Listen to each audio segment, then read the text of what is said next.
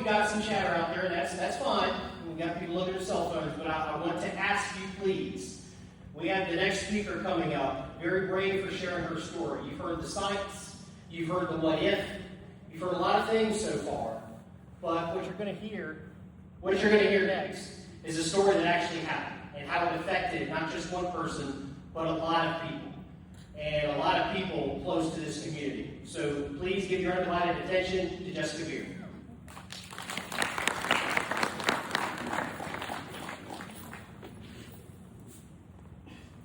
So, hey y'all, so like he said, I'm Jessica Beer. I want to tell you a story about my son, Corey. And I apologize, usually I have a slideshow so you can see him, so we're just going to kind of wing it, okay?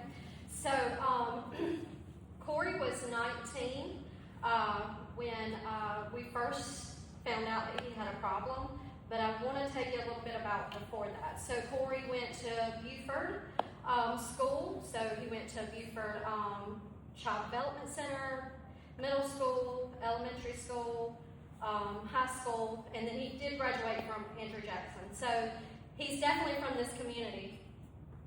He was just like any other kid. My dad has cattle. He worked the farm with him. He played football, baseball. Honestly, he was a really great son. Had great manners. Really, I never had too much trouble from him. I can definitely say that he was my pride and joy. I do have another son, and he's great too. But anyway, so Corey was, again, just like all of you. I can see him in all of you, right? But in 2019, he was 19 years old. He came to my husband and said that he had a problem. And my husband said, okay, when your mom gets home, we'll talk to her about it. So when I get home from work, they asked me to come in and they set me down. And I knew immediately that this probably was not going to be a good talk. He had went to a party at 19, and they had really heavy drugs at that party. And being 19 years old, he made a really bad choice. He decided to smoke heroin. Yep. Right? So he smoked heroin, and he came to us because he did not know how to get off. He thought that he would smoke it that one time, get out of that situation, and everything would be okay. That's not the way it works most of the time. So that one party, that one bad decision has now got him trapped. So I didn't know a lot about addiction. Didn't really know where to turn. I only watched things on TV. So I was like, okay, we'll send you to rehab, and we'll be fine. Corey weighed about 200 pounds at this point. He did not want to go to rehab because he was addicted to heroin. So he left the house, and he would go to friends' houses, and he would sleep on their couch, and I wouldn't know where he was at. He'd call me when he was hungry, or he needed money, or he just needed me to pick him up, and usually it was just so he could get a little bit of sleep, and then he would leave again. Still at the age of 19, about 6 months later, he got arrested. How I found out my child was going to be arrested, he made the front page of the Lancaster News. And everybody in Lancaster called me to tell me he was in Lancaster News and that they were looking for him. He turned himself in, and I did get him out of jail. The judge said that he could get out of jail if he stayed with me. So he didn't get an ankle monitor or anything like that. So I brought him home, and I knew that he was probably going to try to go get those drugs because he's addicted. So I slept on the couch, and a couple of days later he made a run for it. And so I had to make one of the hardest decisions I've ever had to make. I had to call the police on my own child to tell them that he had left. So the lawyer got in touch with him, and he turned himself back in. The judge, he had to meet with the judge, so we had to go to court. and I pled with the judge to please let him go to a rehab facility. So we paid for him to go to a rehab facility. I don't think I told you, so during this time, remember I said he weighed about 200 pounds? If I had the slide, you'd see it, but he probably weighed about 120 at this point. Yeah. So, and if you seen the slides, you would really be like, because he's tall and he's very skinny.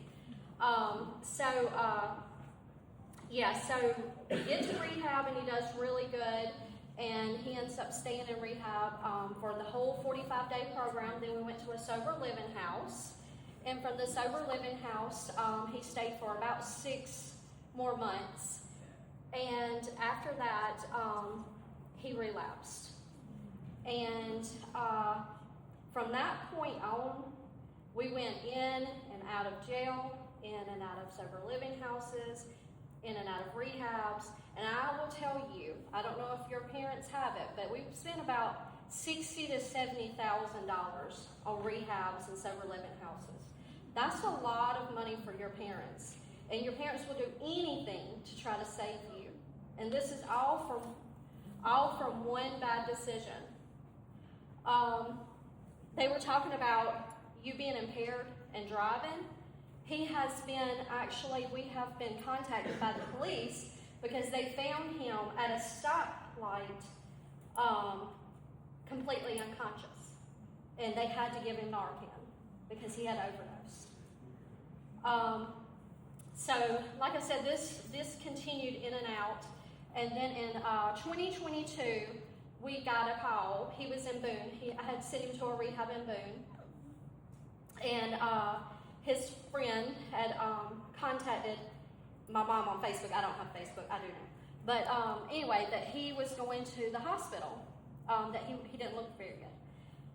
So we go up to Boone and we get there, and when we get there, we're greeted by the nursing staff and the providers to let us know that he's probably going to be, well, he's definitely going to ICU because he's still in the ER, but he's going to be put on life support, most likely.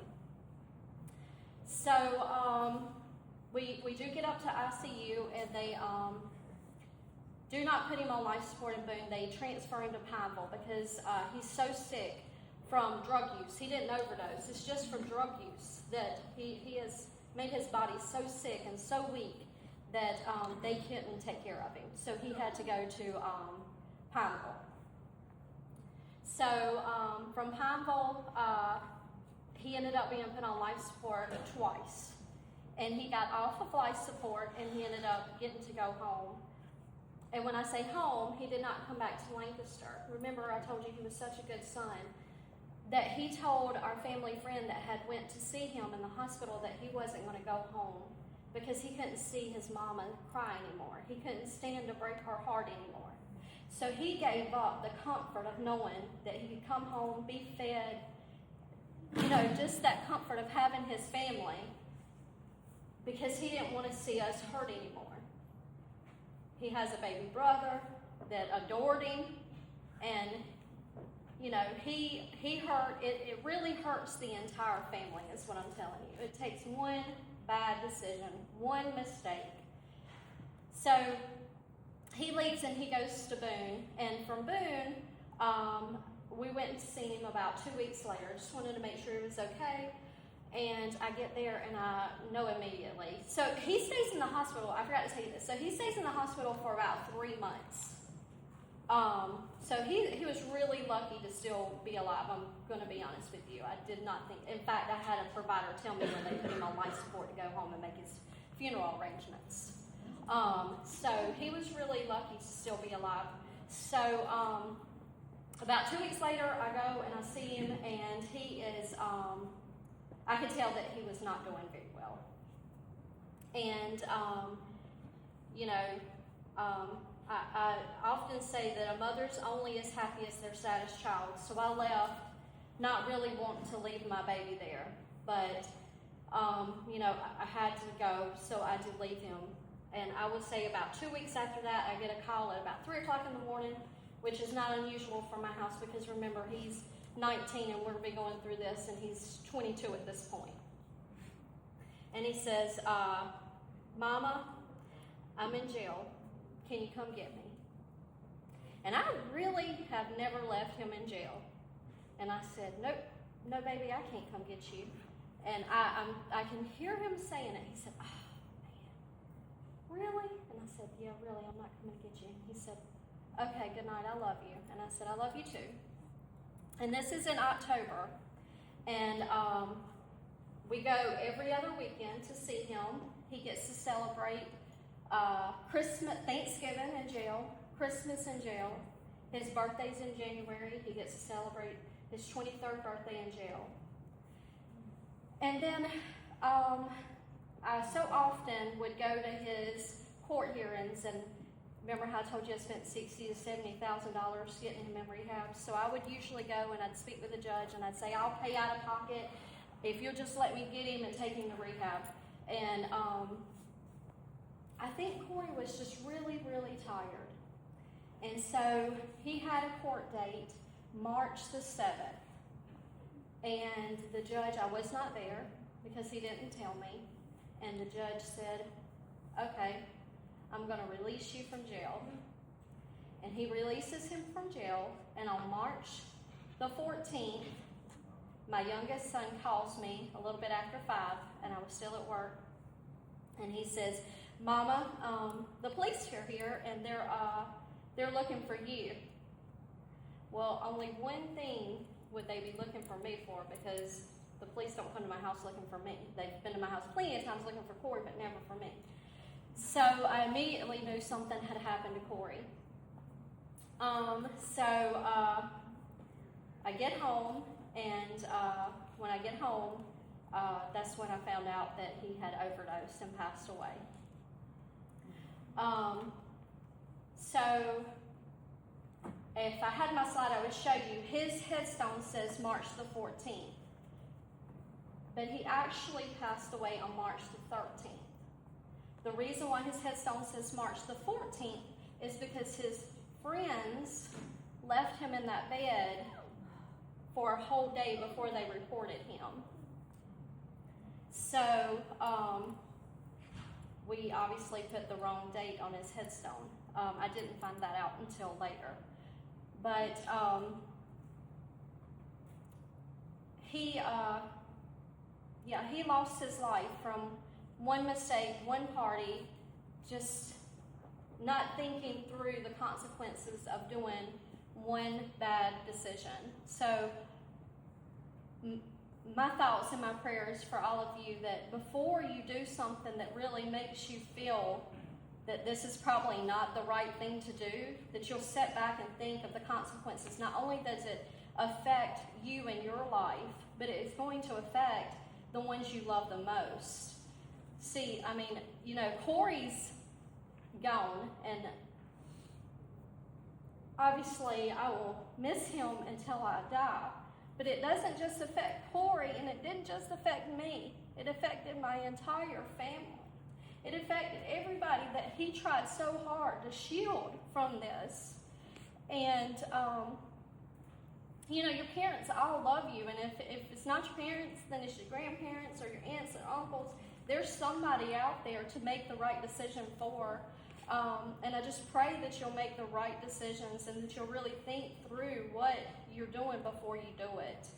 It's real easy to get caught up in the moment and to think that this will pass and that I can not do this next time. But like she said, your travel home, if you're drinking and you're driving, or you know, anything like that, you never know when that one time will be your last time, or that one time will be the time that you get addicted. And it takes very little fentanyl, and they put it in everything. So just think about that before you you know, you do something. If it makes you feel bad and if it makes you feel weary, you probably shouldn't do it. Does anybody have any questions for me? No? All right, well, I hope you enjoy your prom. Make very good decisions.